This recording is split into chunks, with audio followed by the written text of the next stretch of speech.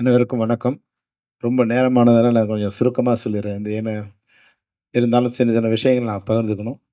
இந்த கேப்டன் பிரபாகரனை உருவாக்க காரணமா இருந்த காரணகர்த்தாக்கள் ஆசை இப்ராஹிம் ராவுத்தர், திரு கேப்டன் விஜயகாந்த். என்ன நம்பி செலவு பண்ண முடியாத ஒரு காலகட்டத்தில என்ன நம்பி ரூ. 1,00,00,000 புலன் விசாரணைன்னு படம் பண்ணவங்க ராவுத்தரும், விஜயகாந்த். ஸோ அது அடுத்து யார் பணமும் எனக்கு பெருசு இல்ல. என்னை வளர்த்து ஆளாக்குன எனக்கு வாழ்க்கையில எப்படி வந்து என் தாய், தந்தை முக்கியமோ, அது மாரி திரைப்படத்துறையில என்னோட பெற்றோர் வந்து ஆசை இப்ராஹிம் ராவுத்தரும், விஜயகாந்த் சாரும். அதனால வந்து எனக்கு இதுவரைக்கும் எனக்கு எந்த விதமான வருத்தமும் இல்ல. ஐயோ! பணம் போச்சு, படம் போச்சு. அது எத பத்தியும் நான் கவலைப்படுறதில்ல. அவங்க தான் என்னோட வாழ்க்கையில ரொம்ப முக்கியமானவங்க. அதுக்கப்புறம் இந்த படத்த 94வது படமா தான் நாங்க ஆரம்பிக்கிறோம். 95, 96 படம் வரும்போது, நான் இந்த இந்த இவர் சொன்னாரு மன்சூர் சொன்னாரு இல்லைங்களா? அதனால நான் என்ன நெனச்சேன்னா, ஷோலே மாரி ஒரு படம் பண்ணணும் சார் அப்படின்னு சொன்னோம். அதுக்காக ஏறக்குறைய 4 மாதங்கள் வந்து ஒரு ஜிப்ஸி ஜீப்பு, ஒரு அசிஸ்டன்ட் டைரக்டர், ஒரு ஸ்டில் ஃபோட்டோகிராஃபர், ஒரு மேனேஜரு, நானு. 4 மாதங்களாக 35,000 கிலோமீட்டர் வந்து இந்தியா முழுக்க கார்லயே டிராவல் பண்ணோம். ஒரு ஒரு இடமா எங்க இருக்கு, எங்க இருக்குன்னு தேடி. அதுக்குள்ள 2, 3 படங்கள் அ கிராஸ் ஆயி போயிட்டுருக்கு. அப்போ வந்து இப்போ டைமண்ட் பாபுவோட அப்பா வந்து டைமண்ட் பாபு தான் எங்களுக்கு மக்கள் தொடர்பாளர். அப்ப அப்பா அடிக்கடி வருவாரு. அப்ப அவரு வந்து ஒரு ஒரு சஜஷன் சொல்றாரு. "சார் நீங்க இந்த படத்த கேப்டனோட 100வது படமா பண்ணா நல்லாருக்கும். ஏன்னா வந்து பிரம்மாண்டமா நீங்க செலவு பண்றீங்கன்னு." எனக்கு பயம். ஏற்கனவே வந்து 4 மாசம் லேட் ஆயிடுச்சு. அடுத்து படம் பண்ண இது தள்ளி போயிடுச்சுன்னா 1 வருஷம் ஆயிடுமேன்னு ஒரு பயத்துல எப்படி சார் பண்ணலாம்? இல்ல சொல்ல நம்ம இருந்து பண்ணலான்னு சொன்னா, நான் சொல்லிட்டேன், "ஓகே சார் எனக்கு ஒண்ணும் அர்ஜென்ட் இல்லன்னு." அப்போ இந்த 94வது படமாக ஆரம்பிக்கப்பட்ட அ அ புலன் விசாரணை கேப்டன் பிரபாகரன் 100வது படமாக மாறியது வந்து ஃபிலிம் நியூஸ் ஆனந்த்ங்கிற எங்களுடைய மூத்த சகோதரரால் தான் அந்த வாய்ப்பு எனக்கு கிடைச்சது. இப்போ விஜயகாந்த் சார் லைஃப்ல எனக்கு வந்து ரொம்ப முக்கியமான ஒரு இடம் இருந்துகிட்டே இருக்கும். அவர் கல்யாணத்தப்போ புலன் விசாரணை ரிலீஸ். ஜனவரி 14த் வந்து படம் ரிலீஸு. ஜனவரி 30த் வந்து ஒரு கல்யாணம். அப்போ ரொம்ப முக்கியமான நாளு. நான் ஒரு விழா கல்யாண விருந்துக்கு போம்போது, கல்யாண ரிசப்ஷனுக்கு போம்போது, இது இது பயங்கரமான கூட்டம். மதுரையில வந்து என்னால நெருங்கவே முடியல. அப்ப என்ன யாருக்குமே தெரியாது இல்லையா? ஆனா டக்குன்னு வந்து விஜயகாந்த் வந்து அந்த இடத்துலருந்து ஒரு 4 அடி முன்னாடி வந்து என்ன உள்ள இழுத்தார். "ஏய் எங்க டைரக்டர்ப்பான்னாரு." அப்ப என் கையில இருந்த அந்த சின்ன கிஃப்ட் ஒண்ணு அது கீழ விழுந்துருச்சு. "Sir, sir gift sir." "ஏய் வாப்பா நீ தான் என்னோட பெரிய கிஃப்ட்ன்னாரு." என்ன கூப்பிட்டு பக்கத்துல நிக்க வச்சுனாரு. "டேய் இன்னைக்கு வந்து நான் தல நிமிர்ந்து வந்து இந்த சந்தோஷமா கொண்டாடுறேன்னா, அதுக்கு நீ ஒரு முக்கிய காரணம்ப்பா. ஒருவேளை இந்த படம் சரியா இல்லாம இருந்தா, எல்லாரும் வந்து அ வேற மாரி பேசியிருப்பாங்க. இன்னைக்கு நான் சந்தோஷமா இருக்கேன். அத விட பெரிய சந்தோஷத்த கிஃப்ட்ட நீ குடுக்க முடியாதுன்னாரு." அந்த வகையில புலன் விசாரணை அவர் வாழ்க்கையில முக்கியமான படம். அதுக்கப்புறம் வந்து கேப்டன் பிரபாகரன் படம். இன்னைக்கு நெறைய பேர் வந்து தமிழ் ஈழத்துக்காக பேசுறவங்க நெறைய பேர் இருக்காங்க. ஆனா முதலில் தமிழ் சினிமாவுல இருந்து குரல் குடுத்த முதல் மனிதர் விஜயகாந்த். கேப்டன் விஜயகாந்த் அவர்கள் தான் வந்து எந்த விதமான பிரதிபலனும் இல்லாம தமிழ் சினிமாவிலிருந்து குரல் கொடுத்த முதல் மனிதர். அதுக்காக உண்ணாவிரதம் இருந்து போராட்டம் நடத்தி அந்த குரல வந்து உலகமெங்கும் ஒலிக்கச் செய்தவர் வந்து விஜயகாந்த் சார். அப்போ இந்த படத்துக்கு என்ன டைட்டில் வைக்கலாம் அப்படின்னு பேசிட்டு இருக்கும்போது நெறைய பேசிட்டே இருந்தோம். அப்போ வந்து பிரபாகரன் வச்சா நல்லா இருக்கும்னு சொன்னோனே, அவர் உடனே சொல்ட்டாரு, "நல்லா இருக்கு. ஆனா கொஞ்சம் இதுவா இருக்கு செல்வமணி. வேற ஏதாவது ஒண்ணு ஆட் பண்ணலாம்." யோசிச்சு, "சார் தளபதி பிரபாகரன்" அப்படின்னு சொன்னேன். அப்போ வந்து இப்போ முதல்வரா இருக்கிற இது வந்து அப்போ வந்து தளபதியா அப்பதான் புகழ் பெற்றுட்டு வந்துட்டுருக்காரு. அப்போ "இல்ல செல்வமணி நம்ம அவங்களோட நெருக்கமா இருக்கோம். ஏதோ அவர் பேர நம்ம எடுத்துக்கிட்ட மாரி ஆயிடும் செல்வமணி. அதனால கொஞ்சம்" அப்புறம் அப்படியே பேசிட்டு வந்தோம். ஒரு நாள் நான் சொன்னேன், "சார் கேப்டன் பிரபாகரன்." இமிடியேட்டா ஓகே ஆயிடுச்சு. Captain Prabhakaran okay. அந்த புலன் விசாரணைக்காவது வந்து எங்களுக்கு ரொம்ப டவுட் இருந்துட்டே இருந்தது. படம் ரிலீஸ் ஆகுற வரைக்கும் விஜயகாந்த் சாரோட சொன்னார், "செல்வமணி இதெல்லாம் புரியுமா? தமிழ்ல யாருக்கு புரியும்? புலன் விசாரணை என்னன்னு தெரியாதுன்னு." ஆனா கேப்டன் பிரபாகரன் சொன்ன உடனே, அன்னைக்கே வந்து அந்த படம் ஓகே ஆயிடுச்சு. அதுக்கப்புறம் இவ்வளோ பிரம்மாண்டமான படத்த தயாரிக்கிறதுக்கு காரணமா இருந்தவர் ராவுத்தர் தான். என்ன செலவு பண்ணாலும், என்ன கேட்டாலும் அது அனுப்பிச்சுட்டே இருப்பாங்க. அதுபோல இன்னைக்கு இவர் சொன்னார் பாருங்க வந்து ராவ் நம்ம சிவா சார். உண்மையாவே ரத்தம் சிந்தி இந்த ட்ரெய்லர்ல நீங்க பார்த்துருப்பீங்க இல்லையா? ஒரு ஷாட் அப்படி தொங்கிட்டே வருவார். ஒரு கையில கன், ஒரு கையில. அந்த 20 அடி ஹைட்ல இருக்கு. அது வரும்போது க இது அறுந்துடுச்சு. மேல இருக்கிற ரோப் அறுந்துடுச்சு. 2 கையில இருந்தா கூட ஏதோ கொஞ்சம் மேனேஜ் பண்ணலாம். ஒரு கையில ரோப்பு, ஒரு கையில கன் இருக்கும். வந்துட்டு இருக்கும்போது ரோப் இருந்து அப்படியே கீழ விழுந்தாரு. சார் அதுதான் கடவுள் புண்ணியம் சார். இங்க வந்து ஒரு ராக்கு, பக்கத்துல வந்து ஒரு புதர் மேல விழுந்தார். ராக் மேல விழுந்திருந்தாருன்னா, வேற மாரி ஆயிருக்கு. அவ்ளோ உடனே டக்குனு எழுந்துட்டாரு. எல்லாமே ஷாக் ஆயிட்டோம். ஒன்று ஓடி வந்தாங்க. அவருக்கு வந்து கீழே புதர் மேலே விழுந்ததில் இந்த பேக் போன் கொஞ்சம் இதுவாச்சு, பேக்கில் கொஞ்சம் ரொம்ப வலி. எழுந்து நின்று மெதுவாக என் கை மேலே, என் தோள் மேலே கை போட்டுக்கிட்டு சொன்னார், "செல்வமணி, வேறு ஷாட் ஏதோ எடுத்துட்டு அவங்க பயந்துருவாங்க, என்னால் நிற்க முடியல" அப்படின்னு சொல்லிட்டு ஏதாவது க்ளோஸ்அப் மட்டும் எடுனார். உடனே நான் வந்து ஒரு க்ளோஸ்அப் எடுத்துட்டு சார் சார் அப்புறம் இவர்கிட்ட ஸ்டன் மாஸ்டர்கிட்ட, "இல்லை சார், கொஞ்சம் எனக்கு வேறு ஒர்க் இருக்குது, நீங்கள் அப்புறம் எடுத்துக்கலாம் சார்" அப்படின்னு விஜயகாந்த் சிஸ்டர். நான் கொஞ்சம் ஓவர் பவர் பண்ணுற மாதிரி ஒரு சின்ன ட்ராமா பண்ணி அனுப்பிச்சோம். ஏன்னா அவர் எதுக்கு சொன்னார்னா, "இல்லை செல்வமணி, எனக்கு அடிபட்டதுன்னு நினச்சேன், அப்புறம் ஸ்டன் மாஸ்டர் ஷாட் எடுக்க மாட்டாங்க, பயப்படுவாங்க. அப்போது வந்து நாளையிலேருந்து வந்து வேறு மாதிரி எடுப்பாங்க, அதனால் அடிபட்டது வெளியே யாருக்கும் சொல்லக்கூடாதுன்னாரு." அப்போது எவ்வளோ வலி தனக்குள்ளே இருந்தால் கூட அதை யாருக்குமே வெளியே காமிச்சிக்காம அந்த அந்த ப்ராடக்ட்டும் நல்லா வரணுங்கிறதுக்காக மிக அதிகமாக பாடுபட்டவர். ஒரு ஒரு ஷாட்டும் நான் இது மாதிரி சொல்லிகிட்டே இருக்கலாம், 1000 விஷயம். நமக்கு டைம் ஆகிடுச்சு. நான் வந்து அந்த படமே மொத்தமாக ஆக்ஷன் தான். அப்போ வந்து இது போல் வந்து ஒரு 150 அடி ஒரு கர்னல் ஒன்று கீழே போயிட்டுருக்கு, 60 அடி ஹைட்டில் போயிட்டுருக்கு.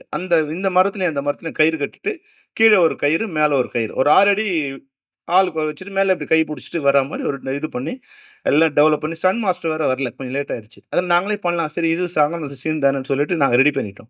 போகும்போது ஆள்லாம் ஏற்றி எல்லாம் ரெடி பண்ணிட்டு போனோம், எல்லாம் செக் பண்ணி வெரிஃபை பண்ணி போனோம், எல்லாம் கரெக்டாக இருந்தது. அப்புறம் போகும்போது நாங்கள் ஒரு ஆளை வச்சு போனோம். இப்போ 6 பேர் அந்த கமாண்டர்ஸ் போகும்போது, அது சென்டருக்கு போகும்போது கயிறு தொங்க ஆரம்பிச்சிச்சு. ஏன்னா இப்போ வந்து இன்னும் 6 ஒருத்தர் இருக்கும்போது கயிறு ஸ்ட்ராங்காக இருந்தது, 6 பேர் இருக்கும்போது கீழே நிற்கிற கயிறு வந்து கீழே இறங்கிடுச்சு. இறங்குனா மேலே இருக்கிற கயிறு அவங்களால பிடிக்க முடியல, ஈஸியாக பிடிக்க முடியல, அதில் தொங்க வேண்டியதாக இருக்குது. அப்போது சென்ட்ரல் நிற்கிறாங்க, இப்படி வந்தாலும் 75 அடி, அப்படி போனாலும் 75 அடி. சார், அவர் இறங்கி வந்து நிற்கும்போது இந்த கை ஒரு பிஞ்சு கையில் அப்படியே ரத்தம் அப்படியே ஊற்று சார். பரவாயில்ல செல்வனே, பரவாயில்ல, பார்த்துக்கலாம் அப்படின்னு. இது மாதிரி அந்த படம் முழுக்க ரத்தம் சிந்தி அவர் ஒர்க் பண்ணார். அந்த உழைப்பு தான் இன்னைக்கு 35 வருஷம் கழிச்சா கூட இந்த படத்தை மாதிரி இன்னொரு படம் எடுக்க முடியாதுங்கிறது காரணம் அன்னைக்கு விஜயகாந்த் சாரோட உழைப்பு.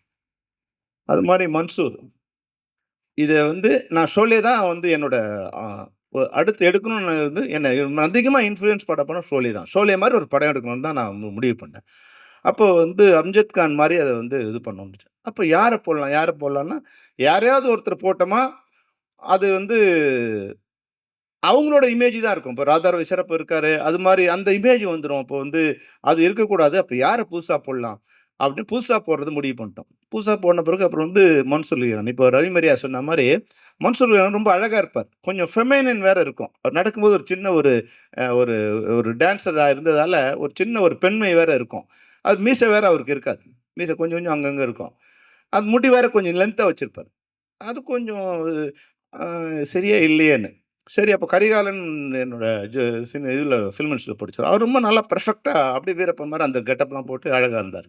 அப்புறம் இன்னொருத்தர் 3 பேருக்கு போட்டு சரி எடுத்துடலான்னு முதல்ல நான் கரிகாலன் வச்சு தான் 2 நாள் ஷூட் பண்ணேன். கரிகாலன் வந்து அப்பீரன்ஸ் ரொம்ப நல்லா இருந்தது, பியூட்டிஃபுல்லாக இருந்தது. ஆனால் அவருக்கு வந்து அந்த கான்ஷியஸ் அந்த இது வரல. அப்புறம் இவருக்கு வந்து நம்ம மன்சூர் அலிகானுக்கு வந்து அந்த காஸ்டியூமை போட்டுட்டு கண்ணில் வந்து சொல்லிட்டு இருந்தாருலாம், சுத்த விட்டுட்டோம்னு எனக்கு மைண்டில் செட் ஆகலை. அதனால் வந்து அது பார்த்துனே இருக்கேன், இவங்க காஸ்டியூம்லாம் போட்டு விட்டுட்டு இவங்க பாட்டு நடவடிக்கையெல்லாம் கவனிச்சிட்டே இருக்கேன். மன்சூர் வந்து ஒரு நாள் வந்து அந்த காதில் கடுக்கன் மாதிரின்னா அப்போ இவருக்கு ஓட்டை இல்லை, அதனால் ஒட்ட வைக்கணும். இது வந்து நினச்சா மதியானத்துக்கு மேலே அந்த இது வந்து கீழே காஞ்சதால் கீழே விழுந்துடுச்சு. அப்போ காஸ்டியூமர் கூப்பிட்டு, "ஏய், அந்த இது எடு, கடுக்கனை எடுங்கிறார்." அவன் வந்து ராஜேந்திரன் இப்போ வந்தார் இல்லையா, ராஜேந்திரன் மனைவி வந்தான். அவர் ராஜேந்திரன் அப்போ தான் விஜயகாந்த் சாரோட 100 படம் ஒர்க் பண்ண காஸ்டியூமர். அவன் வந்து விஜயகாந்த் சாருக்கே சரியாக இது பண்ண மாட்டான், இவர் எப்படி மதிப்பாவன்? யோ நீ ஏற்றா அப்படின்னா பல்லான்னு ஒரு அரசு அறிவன். ஏய், யாருக்கிட்ட பேசுகிறேன்? நான் வீரப்பங்கிட்ட பேசுகிறேன்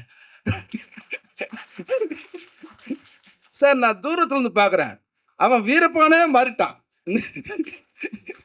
இந்த சந்திரமுகியில வந்து எப்படி வந்து ரஜினி சார் சொல்லுவார்ல, அவன் வந்து சந்திரமுகியாவே மாறிட்டாங்கன்னு, அது மாதிரி இவன் அந்த கெட்டப்பு அது அப்புறம் இவர் வந்து நான் வாட்ச் பண்ணிகிட்டே இருக்கேன், மன்சூர் போகிறது நடக்கிறதெல்லாம் அவனுக்குள்ளே வீரப்பங்கிற ஆவி உள்ளே பூந்துடுச்சு, அவன் மன்சூராகவே இல்லை. அப்போது இவர் தான் சரியான ஆள். நம்ம இவருக்கு எதுவுமே தெரியாது, குதிரை ஓட்ட தெரியாது. எப்படி குதிரை அண்ணா ஓட்டுவாண்ணே, ஓகே. இப்போ இவர் ஒரு ஷாட் எடுக்கணும், குதிரையை வந்து பின்னாடிக்கு வச்சுட்டு லோ ஆங்கிளில் அங்கே வந்து கேமரா வச்சுட்டு புஷ்லேருந்து குதிரையை அடித்தா மேலே வரணும், அந்த கேமரா மேலே ஜம்ப் பண்ணணும். சரி, எல்லாம் ரெடி பண்ணிட்டோம். குதிரை ஓட்ட தெரியுமா மன்சூர்? அண்ணே நல்லா ஓட்டுவண்ணே. ஓகே, பியூட்டிஃபுல் குதிரை ஒன்று, அது நெப்போலியன் பேர், அதுதான் அவங்ககிட்ட இருக்கிறது நல்ல குதிரை. அவங்ககிட்ட கொடுத்துட்டு ரெடி ஸ்டார்ட் கேமரா. இது வந்து 72 ஃப்ரேம்ஸில் எடுக்கணும். கேமரா ஓடுது. Ready, start camera, action, action, action. Mansoor வா, வா, வா. அண்ணே குதிரை வரமாட்டேங்குதுண்ணே. அப்படியா? உடனே நான் வந்து அந்த குதிரை கோவிந்தராஜ் அவர கூப்பிட்டு திட்டுறேன். ஏன்னா எங்களுக்கு பயம், எனக்கு பயம் என்னன்னா, அப்பலாம் ஃபிலிம் வந்து உங்களுக்கு தெரியும். உயிர் போயிடும் நமக்கு. அந்த ஃபிலிம் சுத்த ஆரம்பிச்சோனே நமக்கு வந்து ஹார்ட் அட்டாக் வரும். அது வேற ஹை ஸ்பீட்னா விஸ்ஸுன்னு ஓடும். நமக்கு இப்ப ஏறும். உடனே 2வது ஷாட், 3வது ஷாட், 4வது ஷாட் ஒரு ஒரு இது முடிஞ்ச உடனே அந்த ரீலே முடிஞ்சிரும். ஏன்னா, அந்த நமக்கு தேவை வந்து ஒரு 200 அடி. எந்த 200 அடின்னு சொல்ல முடியாது. முதல் போட்ட உடனே அது வந்து சுத்த ஆரம்பிச்ச உடனே 200 அடியில வந்து நிக்கும். அப்புறம் நம்ம ஷாட் எடுக்கும்போது 200 அடி இருக்குமா? இல்ல அத உடனே அது கேன மாத்தணும். 3 can, 4 can, 5 can, 6 can, 7 can sir. ஒரு நாளைக்கு 2000 அடி தான் எனக்கு குடுப்பாங்க. ஒரு கேனுங்கிறது 400 அடி. இப்ப 7 கேன் வந்து மறுநாள் தான் சேர்த்து முழுங்குறான் அவன்.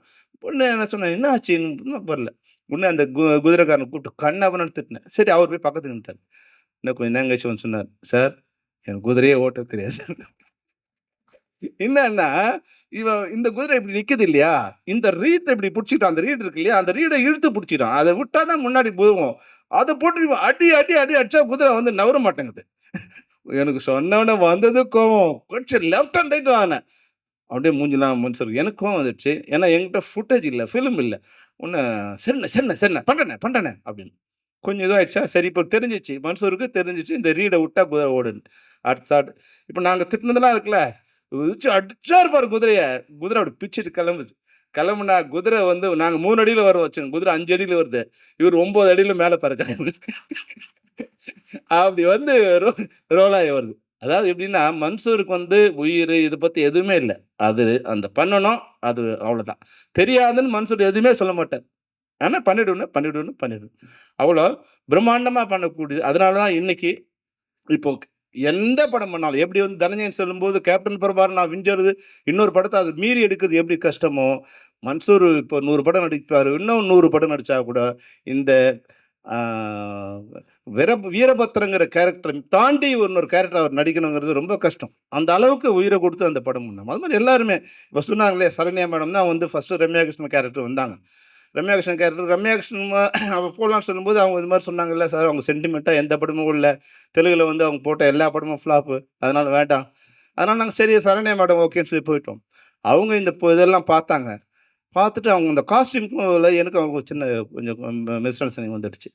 அவங்க ஃபுல் இதோட வந்தாங்க, போட்டு வந்தாங்க. நான் சொன்னேன், "இல்ல இது வந்து லம்பாடி கேரக்டர். அதனால கொஞ்சம் ஆ நீ வரைக்கும் தான் இருக்கணும்னா" அவங்களுக்கு அதில வந்தது. அப்புறம் அதுவும் இல்லாம அந்த ட்ராவல்லாம் அவங்களுக்கு ஒத்துக்கல. அப்போ ஏதோ ஆப்ரேஷன் இருக்கு அப்படின்னு ஒரு நாள் போயிட்டு வரேன்னு போனவங்க தான் அப்புறம் வரல.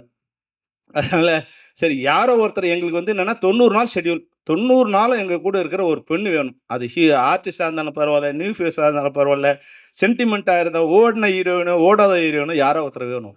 அப்படின்னா அவங்க கூப்பிட்டு வந்தாங்க. அப்போ தான் ரம்யா கிருஷ்ணன் வந்தாங்க.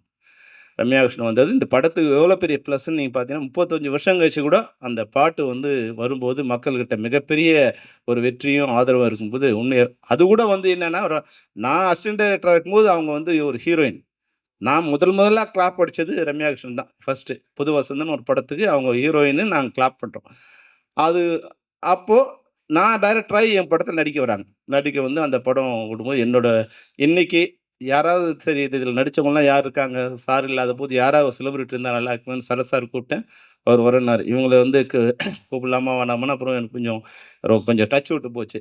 ஒய்ஃப் கிட்ட சொன்னேன். இல்ல, இல்ல நான் சொல்றேன்னு சொல்லி என் ஒய்ஃப் தான் வந்து ரம்யாவுக்கு பேசினோனே, இல்ல, இல்ல நான் நிச்சயமா வரேன் சார். கொஞ்சம் லேட்டா வரேன். வேற ஏதோ ப்ரோகிராம் இருக்கு. லேட்டா வரேன்னாங்க. அந்த வகையில இன்னைக்கு வந்து 35 வருஷம் கழிச்சாலும் நடிச்ச அந்த ஒரு நன்றிய மறவாம இன்னைக்கு வந்து கலந்துக்கிட்ட அவங்களுக்கும் இந்த நேரத்தில நன்றி சொல்ல விரும்புறேன்.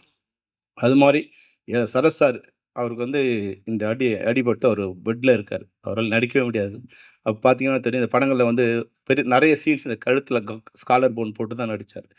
பரவால்ல நான் வந்து நடிச்சேன். அதில கேப்டன் சொன்னாரு, "இல்ல செல்வமணி, அ சரத் எப்போ வராரோ அப்பதான் படம்." ஏன்னா அவரு 4 நாள் நடிச்சுட்டாரு. அப்ப சரத் 4 நாள் தான் நடிச்சிருக்காரு, மாத்திடலாமா? அப்படின்னு மத்தவங்க சொல்லும்போது, விஜயகாந்த் சொன்னாரு, "ஒரு நடிகை இப்ப தான் 2வது படம் நடிக்கிறாரு. அவர் பாதியில எடுத்துட்டா அவர் லைஃப் இதுவா போயிடும். நம்ம வந்து ஒரு 2 மாசம் ஷெட்யூல் தள்ளி வச்சுக்கலாம்." அதனால தான் இந்த படம் 100வது படம் மாறுறதுக்கு இதெல்லாம் ஒரு காரணம். அப்போ வந்து என்னைக்கு சரத்குமார் வராரோ, அன்னைக்கு நம்ம எடுத்துக்கலாம். அப்படின்னு சரத்குமார் வரும்போது, அந்த ஸ்காலர் போன்லாம் போட்டு நடிச்சாரு. அந்த அவருக்கு ஒரு பாசிட்டிவ் கேரக்டர் அதான் சின்ன கேரக்டர் தான் இருந்தது. இருந்தாலும் அவரு அத பண்ணாரு. அந்த வகையில அவருக்கும் எல்லாருமே இதில ஒர்க் பண்ண ராஜா முதல்ல ரமேஷ் குமார் தான் என்னோட கேமராமேன். அவருக்கு ஒரு ஒரு 1 வீக்கில் வந்து சின்ன சின்ன செட் ஆகல. ராஜராஜன் வந்தாரு. ராஜராஜன் வந்தது ஒரு வகையில என்ன ஆச்சுன்னா, அவர் பாலுமகேந்திரா சார்ட்ட அசிஸ்டண்டா இருந்ததால வந்து அந்த கிரீன வந்து அவ்வளோ அழகா நான் ஒர்க் பண்ணதே 2சி கேமரால தான் நெறைய ஒர்க் பண்ணோம். அந்த 2சி கேமராவுல இவ்வளோ அழகா நீங்க வந்து அந்த கிரீன வந்து வேற யாரா இருந்தாலும் படம் பிடிக்க வச்சுக்க முடியாது. கடவுள் புண்ணியத்தில அதுவா மாறுச்சு. மாறுனது ராஜராஜன் சார் வந்தது. அது மாரி ஆர்ட் டைரக்டர் ஜேகே. அந்த மலையிலலாம் வந்து நாங்க ஒர்க் பண்ணது சொல்லிட்டே இருக்கலாம். நெறைய நேரம் இல்ல. அதனால வந்து இத பத்தி சொல்ல வேற ஏதாவது நான் இன்டர்வியூ மாரி உங்களுக்கு குடுக்குறேன். நெறைய விஷயங்கள் இருக்கு. உங்களோட இந்த படத்த பத்தி ஷேர் பண்றதுக்கு, விஜயகாந்த் சார் பத்தி ஷேர் பண்றதுக்கு, அதில நடிச்ச ஒரு ஒரு ஆர்டிஸ்ட்ட பத்தி ஷேர் பண்றதுக்கு நெறைய விஷயங்கள் இருக்கு. அதுபோல நான் இந்த இதுக்கு அனௌன்ஸ் பண்ணும்போது, அ பிரேமலதா அவங்களோட வந்தாங்க. சொன்னேன், "அம்மா நீங்க வந்து இதுக்கு வந்தீங்க. தயவுசெய்து அ ஆடியோ ரிலீஸ் பண்ணும்போது பிரபாகர் நீங்க அனுப்பணும்னு." நிச்சயமா வந்து அவங்க என்ன சொன்னாங்கன்னா, 3ஆம் தேதி நாங்க வந்து டூர் ஆரம்பிக்கிறோம். டூர் ஆரம்பிக்கிறோம். அப்ப டூர் ஆரம்பிக்கிறதால வந்து இப்போ எலக்ஷன் இதுங்கிறதால நம்ம மக்களை தேடிங்கிறது இது பண்ணுறோம். அதனால எங்க இருக்குன்னு தெரியாது எங்களுக்கு. நீங்க எங்க இருந்தாலும் விஜய் பிரபாகரன எங்களுக்கு அனுப்பணுமான்னு சொன்னேன். நிச்சயமா அனுப்புறேன்னு சொன்னாங்க. அந்த வகையில வந்து பிரபாகரன் வந்து இன்னைக்கு நீ வந்திருக்க ரொம்ப சந்தோஷம். நீ வந்ததுங்கிறது வந்து அப்பா வந்த மாரி என்ன பொறுத்தவரைக்கும். ஏன்னா நான் வந்து விஜய் பிரபாகரன ஒரு குழந்தையா ஆ இது பண்ணி கையில தூக்கி சின்ன குழந்தையா இப்போ விஜயகாந்த் சாரோட பெருமை என்னன்னா சாதாரண குழந்தைகளா தான் ரோட்ல அவங்கள நிப்பாங்க. ஏதோ பெரிய ஹீரோவோட நான் விஜய் பிரபாகரன் பிறந்தது ஒரு ஹீரோவோட 100வது படத்துக்கு அப்புறம். இன்னைக்கு ஒரு ஹீரோ 100 படம் நடிச்சிருந்தா அவங்க வாழ்க்கை தரம் எப்படி இருக்குன்னு நீங்க பார்த்துங்க. ஆனா, அன்னைக்கு வந்து வெறும் கண்ணம்மாள் தெருவுல வந்து பிரபாகரனும், சண்முக பாண்டியனும் ஒரு கிரிக்கெட் பேட்ட வச்சுட்டு ரோட்ல வந்து ஸ்டம்ப் வச்சுட்டு விளையாடிட்டு இருப்பாங்க. அந்த மாரி சின்ன சாதாரண நடுத்தர வர்க்கத்துல இருக்கிற மக்கள் வாழ்ந்த மாரி தான் இன்னைக்கு நீங்க அதனால தான் இன்னைக்கு வந்து எந்த சோதனை வந்தாலும் நீ வந்து அத தாங்கி நிக்கிறதுக்கு அப்பா குடுத்த அந்த ட்ரெய்னிங் தான் உனக்கு வந்து இது. இருந்தாலும் நீ உன்னோட உயரம் இன்னும் நெறைய இருக்கு. நீ எந்த கவலையும் பட வேண்டியதில்ல. ஏன்னா, அப்பா சந்திக்காத அவமானமோ, தோல்வியோ கிடையாது. இதையெல்லாம் தாண்டி தான் அப்பா ஜெயிச்சாரு. ஆனா, நீ வந்து உண்மையாவே எனக்கு ஒரு வகையில என்ன சந்தோஷம்னா, நீ வெற்றி கோட்ட பக்கத்துல வந்து நின்னுட்ட. ஒரு 4000, 5000 ஓட்டுங்கிறது வந்து சாதாரண விஷயம் கிடையாது. நீ வந்து எங்கேயோ விருதுநகர்ல போய் நின்னு வந்து லட்சக்கணக்கான ஓட்டு நீ வாங்க முடியும்னா, நிச்சயமா அது சாதாரண விஷயம் கிடையாது. அது வந்து உன்னோட வெற்றி கூட வந்து தடுக்கப்பட்ட வெற்றி, மறுக்கப்பட்ட வெற்றியே தவிர, அது வந்து நியாயமான தோல்வி கிடையாது அது வந்து. அதனால வந்து உன்னை வந்து நிச்சயமா இந்த வெற்றி வந்து சேரும். அதுக்கு வந்து நாங்க ஏதாவது ஒரு கட்சியெல்லாம் தாண்டி, நான் கூட அப்பாவுக்கு வந்து இது நிக்கும்போது நாங்க எல்லாரும் போனோம். என்ன நாங்க கட்சிலாம் இல்ல. விஜயகாந்த் சார் நிக்கிறாரு, நாங்க அவங்களுக்கு பிரச்சாரம் பண்ணுவோம். நாங்க வந்து எங்களோட அனுபவத்த சொல்லுவோம். நீங்க வந்து விஜயகாந்த் ஒரு நல்ல மனிதர். அவரோட நல்ல குணத்த நாங்க சொல்லுவோம். வேற பத்தி நாங்க சொல்லப் போவதில்லன்னு சொன்னோம். அது மாரி எங்களால வந்து உங்களுடைய இதுக்கு வந்து ஒரு சின்ன ஒரு அணில் மாரி இருக்குன்னா, நாங்க ஏதாவது ஒரு வகையில நன்றி கடன் பண்ணணும். அப்பாவுக்கு நான் ஏறக்குறைய மத்தவங்கலாம் வந்து 100 படம் நடந்த பிறகு இப்ப ஹீரோஸ் என்ன நெனைக்கிறாங்க பாருங்க. ஹீரோஸு இப்போ உலக அழகி வேணும். உலகத்தின் மிகச்சிறந்த கேமராமேன் வேணும். ஃபாரின்லேருந்து மேக்கப் மேன் வேணும். பெரிய பட்ஜெட்ல கதை சொல்லும்போதே 100 கோடி கதை இருக்கான்னு கேட்கணும். இது எல்லாம் விஜயகாந்த் சார் சொல்லும்போது, அவரை நம்பி வருவார். கதை எதுனா ஏதோ உதவி பண்ணணும்னு நெனைச்சாருன்னா, அத கூட கேட்க மாட்டார். சரி ஓகே 10 நாள் வேணுமா? ஏதோ பண்ணிக்க. அது மாரி மிகச்சிறந்த மனிதர். எத பத்தியுமே கவலைப்படாத மனிதர்களுக்கு நல்லது பண்ணுங்கிற ஒரே ஒரு நோக்கத்தோட வாழ்ந்த உன்னதமான தலைவர் வந்து உங்க அப்பா. நான் வந்து பெருமைக்காக சொல்லல. ஆ ஏன்னா இப்ப அவர பத்தி பாராட்டி எங்களுக்கு ஆகப்போறதில்ல. அவரு இருக்கும்போது சொன்னா கூட பரவால்ல. இல்லாதப்ப சொல்றோம்னா, அந்த கில்ட்டி எங்களுக்கு இருந்துட்டே இருக்கு. ஆ இப்போ யாரோ சொன்னாங்க இல்லையா? அவர் வாழும்போது அவர பத்தி இவ்வளோ யாருக்குமே தெரியல. சும்மா மீம்ஸ் போட்டு கிண்டல் பண்ணிக்கிட்டு, விஜயகாந்த் சாருக்கு ஒரே விஷயம் என்னன்னா, அ நடிக்க தெரியாது. சினிமாவுல நடிக்க தெரியும். அரசியல்ல நடிக்க தெரியாது. அவரு என்னவா இருந்தாரோ, அதையே பொழுது பண்ணும்போது, அது மத்தவங்களுக்கு கிண்டலா இருந்தது. மத்தவங்கலாம் வந்து ஒளிவு மறைவா கொஞ்சம் உள் வாழ்க்கை ஒண்ணு, வெளி வாழ்க்கை ஒண்ணுன்னு. விஜயகாந்த் சாருக்கு வந்து அகமும் ஒன்று தான், புறமும் ஒன்று தான். உள்ள என்ன நினைக்கிறாரோ அதுதான் வெளிய, வெளிய என்ன நினைக்கிறாரோ அது உள்ள. பல நேரங்கள் வந்து கோவப்படுவாரு. கோவப்பட்ட அடுத்த வினாடி வந்து சாரி சாரி 100 தடவ கேட்பாரு. "தம்பி செல்வமணி ஏதாவது பிரச்சனையா?" "இல்ல, இல்ல சார். ஓகே." அது மாரி அவ்ளோ அந்த நல்ல குணம் உண்மையிலேயே கடவுள்னு ஒரு இருக்காங்கன்னா, அது உன்னோட வெற்றியில தான் அது உண்மையாகும். நீ வெற்றி பெறும்போது தான் கடவுள்ங்கிற ஒருத்தர் இருக்காரு. தாய் தந்த அ மாதாவ புண்ணியம் வந்து மக்களை சேரும்னா, அந்த புண்ணியம் வந்து உங்களுக்கு நூற்றுக்கணக்கான நூற்றுக்கணக்கான ஜென்மத்துக்கு சேர வேண்டிய புண்ணியம் உங்ககிட்ட இருக்கு. அந்த புண்ணியம் வந்து உங்கள வாழ வைக்கும். இந்த இதுக்கு வந்தது. நிச்சயமாக இந்த படம் ரிலீஸ் ஆகும்போது மறுபடியும் வந்து விஜயகாந்த் சாருங்கிற வந்து நான் இந்த என்னால் வந்து கிடையாது, அவரோட இதுவை வந்து அவர் போய் இன்னைக்கு தமிழ்நாடு முழுக்க இல்லை, வந்து எனக்கு கார்த்திக் வந்து சொன்னார். உண்மையிலே இந்த நேரத்தை கார்த்திக் நான் ரொம்ப நன்றி சொல்ல கடமைப்பட்டிருக்கேன். கார்த்திக் அவங்க நண்பருக்கும் முதல்ல என்கிட்ட படம் காமிச்சாங்க. எனக்கு வந்து நான் சொன்னேன், "இல்லை சார் எனக்கு இன்ட்ரெஸ்ட் இல்லைன்னு" சொன்னேன். ஏன்னா வந்து அது எங்கேயும் பிரிண்ட் கிடைக்கல. அந்த இப்போ தமிழ் சினிமாவில் நெகட்டிவ் இல்லை, பிரிண்ட் இல்லை. அப்போ தேடி கண்டுபிடிக்க கஷ்டமாக இருக்குன்னு சொன்னாங்க. அப்படின்னா வேண்டாம் சார்ன்னு சொல்லிட்டேன். ஆனால் 2 மாதம் கழிச்சு 6 பிரிண்ட்டு. அன்னைக்கு நாங்கள் போடும்போது ஒரு பிரிண்ட் 50,000 தான். அப்போ பழைய பிரிண்ட் 10,000 தான் கொடுப்பான். இன்னைக்கு ஒரு பிரிண்டோட விலை 5,00,000. ஏன்னா அது பிரிண்டே இல்லை எங்கேயும். 6 பிரிண்ட்டை கொண்டு வந்து என்கிட்ட காமிச்சு ஒரு இதுலேருந்து எதெல்லாம் சிறப்பாக இருக்கோ அதையெல்லாம் கலெக்ட் பண்ணி மறுபடியும் அதை வந்து சிஜி பண்ணி அதிலேருந்து ட்ரான்ஸ்ஃபர் பண்ணி இந்த படத்தை வந்து புது படம் மாதிரியே வந்து பண்ணியிருக்காரு. அந்த வகையில் வந்து எனக்கு அன்றைக்கி எப்படி ஒரு இப்ராஹிம் ராவுத்தர் கிடச்சாரோ அது மாதிரி தான் நீங்கள் உருவத்தால் நீங்கள் வந்து உருவத்தால் வந்து சின்ன மாதிரி தெரிஞ்சால் கூட இப்ராஹிம் ராவுத்தருக்கு இருந்த அதே இது வந்து உங்கள் பிரம்மாண்டம் வந்து உங்கள் மனசில் இருக்குது. எனக்கு ஒரு புண்ணியம் நீங்கள் மறுபடியும் அந்த ரீரிலீஸுக்கு நீங்கள் வந்து சேர்ந்தது. அபு நீங்கள் வந்து மிக உண்மையாகவே ஒரு நல்ல ஆளை தேர்ந்தெடுத்து நீங்கள் இது பண்ணியிருக்கீங்க. எல்லாரும் கேரளாவும் கர்நாடகாவும் இது போன்ற ஒரு சிறந்த டிஸ்ட்ரிபியூட்டர் கொடுத்து அதை நீங்கள் ஒரே நேரத்தில் பண்ணீங்கன்னா நிச்சயமாக வந்து உங்களுக்கு இந்த படத்தின் மூலம் எனக்கு பேர் வரும், உங்களுக்கு பணம் வரும். பேரும் பணமும் உங்களுக்கு வரும். ராவுத்தர் ஃபிலிம்ஸுங்கிற பேர் வந்து இப்போ என்னன்னா அப்பா என்ன சொல்லுவாருன்னா, அந்த பிரம்மாண்டமாக அப்படி போட்டுட்டு செல்லமணி நம்ம இங்கிலீஷ் படம் எடுப்போம் செல்லமணி. அது என் கெட்ட நேரம். உலகத்தில் நான் பார்த்த நட்புங்கிறது வந்து கோப்புரிச்சு எழுந்த பிசிராந்தாயன்னு சொல்லுவாங்க. ஆனால் நான் பார்த்த நட்பு, என்னுடைய ஜென்மத்தில் நான் பார்த்த நட்பு, ஆசை இப்ராஹிம் ராவுத்தர் விஜயகாந்த் நட்பு விட மிகச்சிறந்த நட்பு உலகத்தில் நான் பார்க்கவே இல்லை. அந்த மாதிரியான நட்போடு இருந்து அந்த நட்பில் வந்த இன்னைக்கு 2 பேரும் விஜய் பிரபாகரனும் அவுவும் நீங்கள் வந்திருக்கீங்க. இன்னும் உங்கள் அப்பாவை பற்றியும் அவங்க அப்பாவை பற்றியும் உங்களுக்கு தெரியும். அவங்க நட்பு என்னன்னு தெரியும்.